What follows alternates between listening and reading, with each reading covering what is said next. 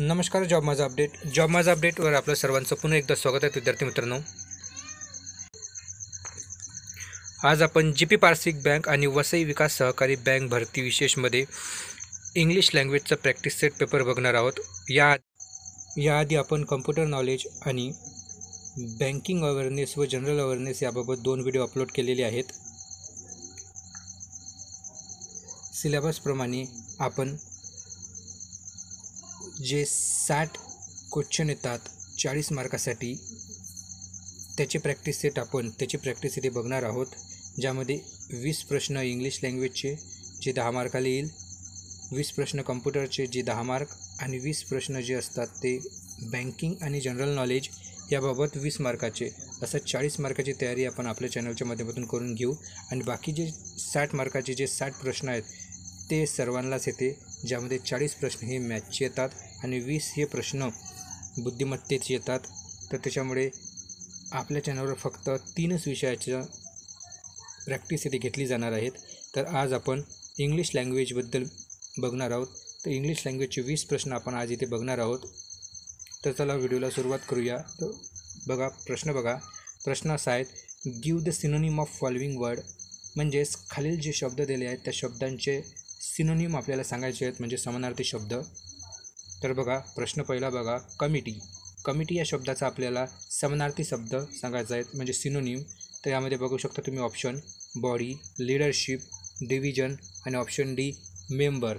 तर कमिटी याचा समानार्थी शब्द कोणता असेल तर याचं बरोबर उत्तर असेल ऑप्शन ए बॉडी. त्यानंतर बघा प्रश्न 2, फॅटल या शब्दाचा आपल्याला समानार्थी अर्थ सांगायचा आहे. तर बघा, फॅटल या शब्दाचा अर्थ जो होतो तो होतो विषारी. मराठी अर्थ होतो त्याचा विषारी. तर त्याच्यामुळे फॅटल या शब्दाचा समानार्थी आपल्याला शब्द सांगायचा आहे. यामध्ये आपण बघू शकता option A, option B, option C आणि ऑप्शन डी. तर याचं बरोबर उत्तर असेल ऑप्शन डी डेडली, याचं बरोबर उत्तर असेल. त्यानंतर बघा प्रश्न 3, ॲबंडन. तर ॲबंडन या शब्दाचा आपल्याला समानार्थी शब्द सांगायचा आहे, ज्यामध्ये इथे 4 ऑप्शन दिलेले आहेत. तर याच्यापैकी तुम्ही उत्तर देण्याचा प्रयत्न करा व्हिडिओ पॉज करून. तर याचं बरोबर उत्तर असेल ऑप्शन सी ॲम्पल. तर ॲबंडन या शब्दाचा अर्थ असतो मुबलक प्रमाणात. तर याचा समानार्थी शब्द हा ॲम्पल असेल, म्हणजे भरपूर आणि मुबलक प्रमाणात. बाकी इतर शब्दाचा तुम्ही अर्थ बघू शकता. डिफिकल्ट म्हणजे कठीण. बॅरन म्हणजेच जे नापीक असते, त्याला आपण बॅरन म्हणतो, नापीक किंवा बंजर. त्यानंतर स्कार्स म्हणजे सुद्धा कधी म्हणजे क्वचित याचा अर्थ होतो. त्यानंतर बघा प्रश्न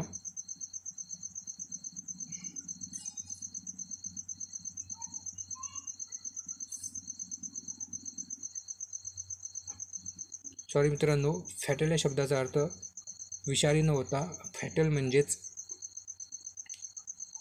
अतिशय खराब, म्हणजे दुर्भाग्य असा होतो. तर त्याचं डेडली हे त्याचं उत्तर असेल. त्यानंतर बघा टॉक्सिक या शब्दाचा आपल्याला समानार्थी शब्द सांगायचा आहे. यापैकी तुम्ही ऑप्शनपैकी आन्सर बघू शकता. तर याचं बरोबर उत्तर असेल ऑप्शन डी लिदल. याचं त्याचं बरोबर उत्तर असेल. लिदल म्हणजेच विषारी आणि टॉक्सिक या शब्दाचा अर्थसुद्धा विषारी असा होतो.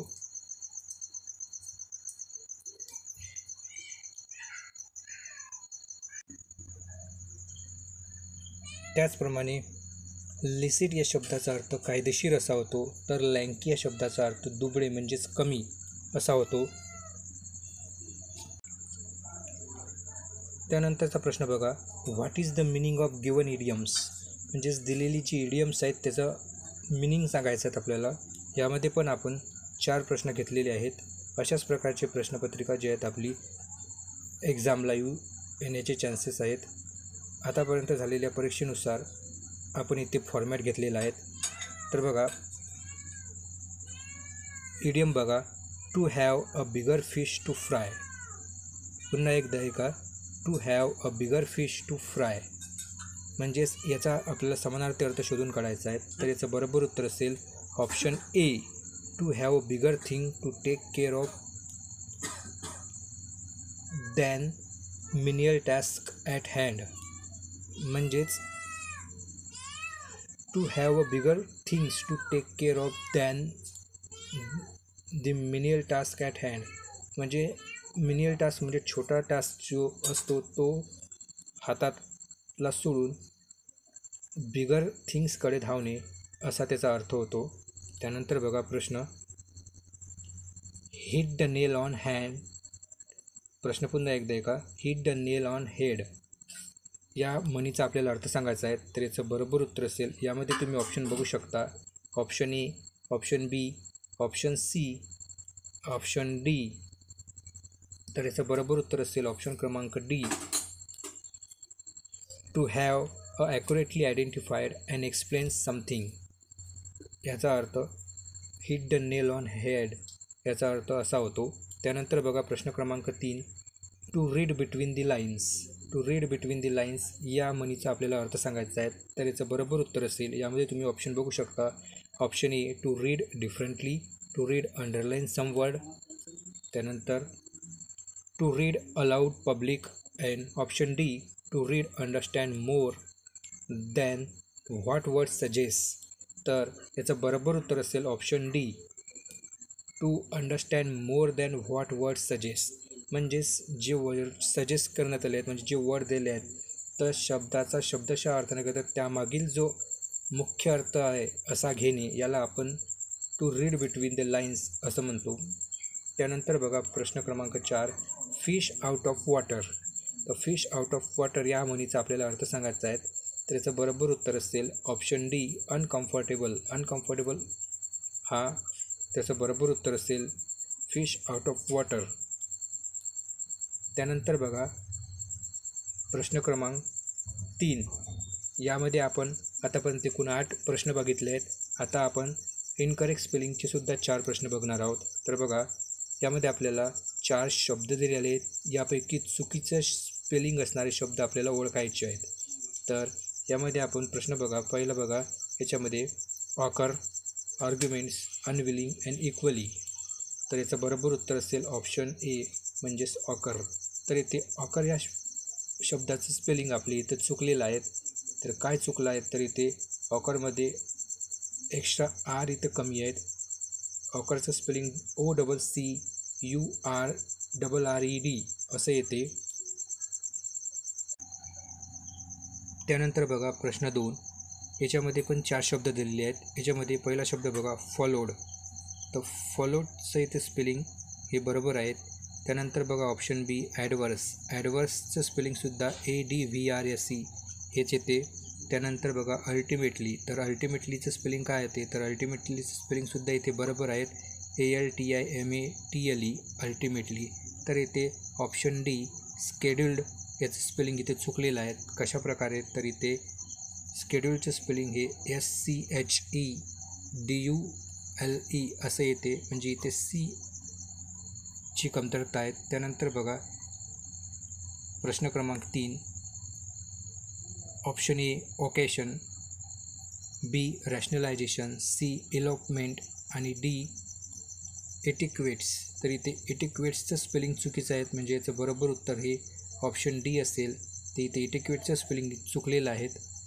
त्यानंतर बघा प्रश्न क्रमांक 4, रिस्पॉन्सिबिलिटी, बी इफिशियंट, सी सुनामी आणि डी चीरफुल. तर याच्यापैकी बरोबर उत्तर असेल ऑप्शन डी, चीरफुल याचं स्पेलिंग चुकीचं आहे. कशा प्रकारे, तर इथे चीरफुलचं स्पेलिंगमधील जो एल आहे फुलचा इथे एक्स्ट्रा आलेला आहे, सिंगल एल पाहिजे इथे फक्त.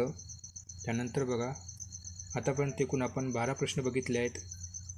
आता आपण 13वा प्रश्न बघूया. प्रश्न क्रमांक 13 आहेत, select the most appropriate option that can substitute the underline segment in the given sentence. म्हणजेच दिलेल्या वाक्यातील जे अंडरलाईन सिगमेंट आहे, म्हणजे जो रेड कलरमध्ये जो सिगमेंट मार्क केलेला आहेत, यामध्ये आपल्याला याच्या जागी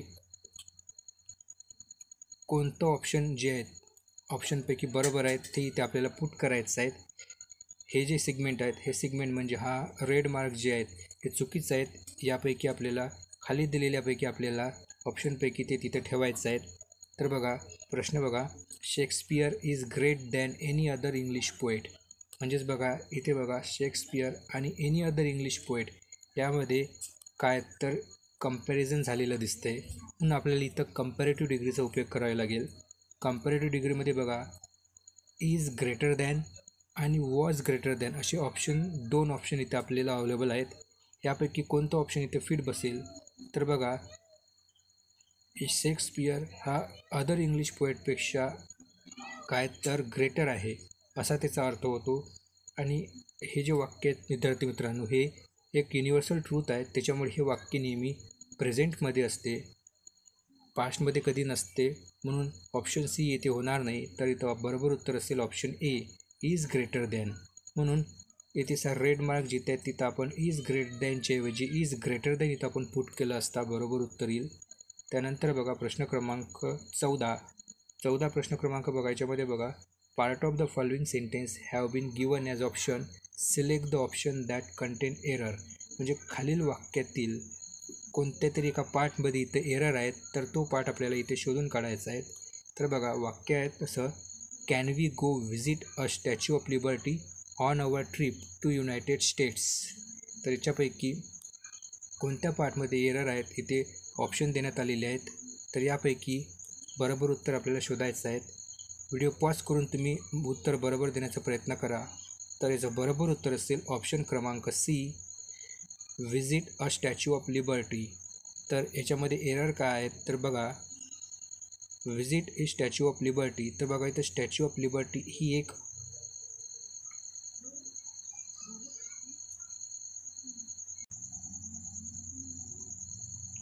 मोन्युमेंट आहेत.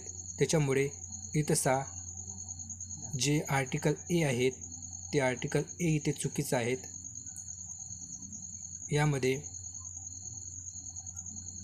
आर्टिकल एच्या ऐवजी आर्टिकल दचा उपयोग व्हायला हवा अशी इथे एरर आहेत. त्यानंतर बघा प्रश्न क्रमांक 15, we were grateful for a book they have gave us. तर या वाक्यात आपल्याला एरर शोधून काढायचे आहेत. खाली ऑप्शन दिलेले आहेत, यापैकी तुम्ही उत्तर काढण्याचा प्रयत्न करा. तर याचं बरोबर उत्तर असेल ऑप्शन डी, अ बुक. याच्यामध्ये एरर आहेत. कशा प्रकारे तर बघा we were grateful for a book they gave us, म्हणजेच त्यांनी जे दिलेले बुक आहेत त्यांच्याबद्दल आम्ही ग्रेटफुल आहोत असा इथं अर्थ आहेत. तर बघा आर्टिकलचा एक रूल आहे की जी गोष्ट निश्चित असते किंवा ज्या गोष्टीचा उल्लेख आधीच झालेला असतो तिथं आर्टिकल दचा उपयोग करायचा. म्हणून इथे अ बुकच्या ऐवजी द बुक असा तिथं चूक आहेत. त्याच्यामुळे द बुक इथं पाहिजेत, तेव्हाच ते वाक्य बरोबर येईल. तर अशा प्रकारे इथं अ बुक म्हणजे ऑप्शन डीमध्ये चूक आहेत. त्यानंतर बघा खाली आतापर्यंत एकूण आपले 15 प्रश्न झालेले आहेत. खाली इथे पॅसेज दिलेले आहेत. इथे पॅसेजच्या आधारावर खाली आपल्याला प्रश्न देण्यात आलेले आहेत. इथे तुम्ही वरील पॅसेज पूर्ण व्हिडिओ पॉज करून वाचा आणि खालील प्रश्नाचे उत्तर देण्याचा प्रयत्न करा. आपण तसे स्टेप बाय स्टेप प्रश्नाची उत्तरं बघणारच आहोत. तर बघा पहिल्यांदा आपण पॅसेज बघूया. पॅसेजमध्ये बघा काय म्हणते, there are no ancient nation anywhere in the world. म्हणजे आता कोणतंच एन्शियंट नेशन जे आहे ते जगात राहिलेलं नाही. ऑल नेशन्स आर मॉडर्न, सर्व मॉडर्न नेशन झालेले आहेत. Ancient Greece, ancient Egypt, ancient India, all of them may have had great civilization. तर बघा एन्शियंट ग्रीस, एन्शियंट इजिप्त आणि एन्शियंट इंडिया हे सर्व एक ग्रेट सिव्हिलायझेशन होते त्यांच्या आर्किटेक्चर, आर्ट आणि लिटरेचर बाबतीत. परंतु इथे बघा but they are not nations, परंतु ते नेशन्स नाही. To realise the truth you will have to forget for time being history you were taught at school. तर बघा इथे काय म्हटलं आहे की you will to realise the truth you will have to forget for the time being history you were taught at school because it that history drill into your head from time to time were children and constantly renewed by the national festivals. तर बघा इथे प्रश्न बघा, प्रश्न आहेत प्रश्न क्रमांक 16, which of the following statement is correct. तर खालीलपैकी कोणतं स्टेटमेंट जे आहेत ते बरोबर आहेत. तर याचं आपलं बरोबर उत्तर असेल option A, ancient India is a civilization but not a ancient nation. तर हे उत्तर आपलं बरोबर असेल, कारण आपण वाक्याच्या सुरुवातीलाच याबद्दल उल्लेख करण्यात आलेला आहे. बघा, ancient India it is a civilization but not a nation. तर अशा प्रकारे खालील ऑप्शन ऑटोमॅटिकली चूक येतात. तरीसुद्धा आपण खालचे ऑप्शन वाक्यामध्ये बघू शकता. त्यानंतर बघा प्रश्न 17, find the correct antonym of the following word. तर बघा इथे रिअलाइज हा शब्द देण्यात आला आहे, याचा आपल्याला अँटोनिम सांगायचा आहे. तर याच्यामध्ये ऑप्शन बघू शकता तुम्ही 4, 1, 2, 3 आणि 4 याच्यापैकी याचं बरोबर उत्तर असेल ऑप्शन ए, मिसअंडरस्टँड असा त्याचा अपोजिट मिनिंग होतो रिअलाइजचा. त्यानंतर बघा प्रश्न क्रमांक 18, what does the expression drill in to your head. म्हणजेच ड्रिल इन टू युअर हेडचा अर्थ काय आहे वाक्य पॅसेजमध्ये असं विचारण्यात आलेला आहे. यामध्ये तुम्ही 4 ऑप्शन बघू शकता. या 4 ऑप्शनपैकी तुम्ही पॅसेजमध्ये जाऊन तुम्ही शोधू शकता की drill in to your head याचा अर्थ काय आहे, व्हॉट डज मिनिंग काय आहे. तर बघा येथे ऑप्शन देण्यात आलेले आहेत. Drill in to your head from time to time our children and constantly renew by the nation festivals and ceremonic the speech of your leaders, novels, films, televisions. तर याचा शब्दशः अर्थ असा होतो की ऑप्शन क्रमांक ए त्याचं बरोबर उत्तर असेल, make someone learn understand something by repeating it. म्हणजेच काय की drill in to your head म्हणजे तुमचं हेड ड्रिल करा. म्हणजेच कसं असतील की लर्न करणे किंवा अंडरस्टँड करणे एखादी गोष्टीचं आपल्यावर रिपिटेशन होत असतं आणि रिपीट म्हणजे नेहमी ती गोष्ट आपल्या कानी पडत असेल आणि नेहमी जर आपल्याला ती गोष्ट समजावल्या जात असेल तर तेव्हा आपल्याला ती गोष्ट लर्न किंवा अंडरस्टँड होते असा तिचा अर्थ होतो. त्यानंतर प्रश्न बघा 19, why does the author of the passage ask us the forget the history that we were teach at school. म्हणजे आपण जे इंग्लिश शाळेमध्ये शिकलो याबाबत जी हिस्ट्री आहे त्या हिस्ट्रीबाबत ऑथर काय बोलतात. तर याचं उत्तर असेल ऑप्शन क्रमांक डी म्हणजे 4, because the history teach us that our nation is ancient. कारण की आपली हिस्ट्री जी आहे ती आपल्याला आपलं नेशन एन्शियंट आहे असं सांगते, म्हणूनच ऑथर जे आहेत ते हिस्ट्री फॉरगेट करायला सांगतात. त्यानंतर बघा आजचा शेवटचा प्रश्न, find out the correct synonym of the following word. तर दिलेल्या शब्दाचा आपल्याला समानार्थी शब्द सांगायचा आहे. शब्द आहे ऑब्वियस. तर ऑब्वियसचा आपल्याला समानार्थी शब्द सांगायचा आहे. त्याच्यामध्ये बघा ऑप्शन ए ॲम्बिग्युअस, बी क्लिअर, 3 डबियस आणि 4 डाऊटफुल. तर याचं बरोबर उत्तर असेल ऑप्शन क्रमांक 2 क्लिअर असा त्याचा बरोबर उत्तर असेल ऑब्वियसचा. बाकी इतर शब्द 3ही हे याचे विरुद्धार्थी शब्द असेल. तर याचं बरोबर उत्तर हे ऑप्शन 2 क्लिअर असेल. तर अशा प्रकारे हे प्रश्न होते विद्यार्थी मित्रांनो. तर अशाच प्रकारच्या व्हिडिओसाठी व्हिडिओला लाईक करा आणि शेअर करा. धन्यवाद.